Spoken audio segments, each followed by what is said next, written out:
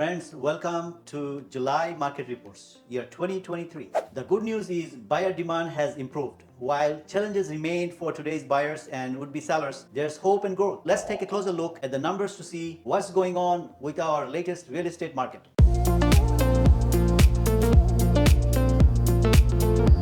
It's important to remember for buyers and sellers, the confidence they need to make decisions comes both from learning more about the market, but equally importantly from talking with a trusted real estate advisor. A quote from Vince Lombardi, who said so thoughtfully, "Confidence is contagious, so is lack of confidence." And I think as we go into the second half of the year, it's important to remember that understanding the markets, knowing the trends and the numbers is important.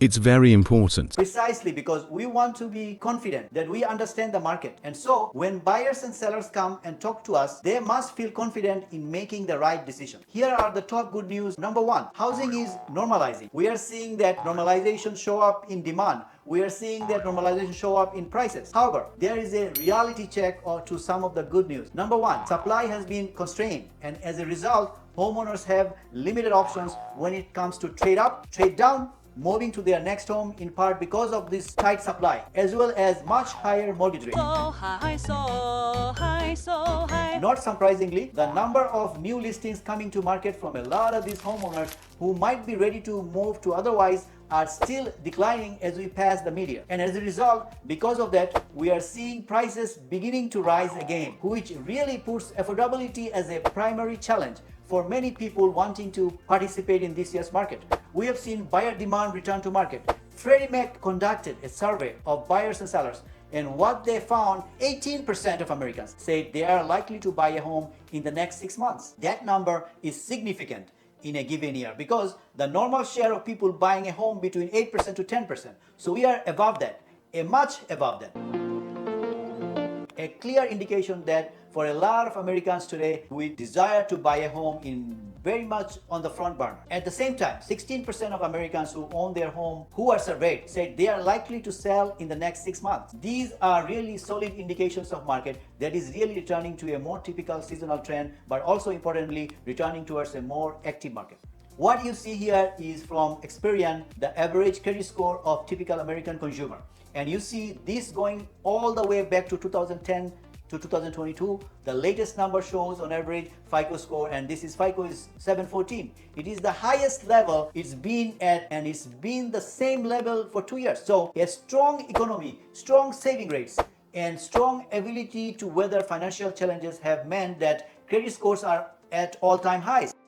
All-time high. Just as importantly, for real estate markets, Americans who apply for a mortgage and get approved have been higher FICO score. You see here from the New York Fed, as of first quarter of this year, the median score of Americans taking out a mortgage was 765 recently, even higher than the typical American consumer, and really a very good sign for a housing market moving towards a new normal. Home buyers now, instead of asking, "Can I afford to buy a house?" they are really asking, "How can I make the numbers work so that I can purchase a home?" Again, another sign of normalizing market. Let's take a quick look on the supply of existing homes. And what we're seeing here is supply is improving but remains limited. According to Realtor.com, there are 7.1% more homes for sale in June compared to the same time in 2022, which really translates into about 41,000 more homes available to buy on a typical day during the month compared to 1 year ago. At the same time, Realtor.com highlights that the inventory growth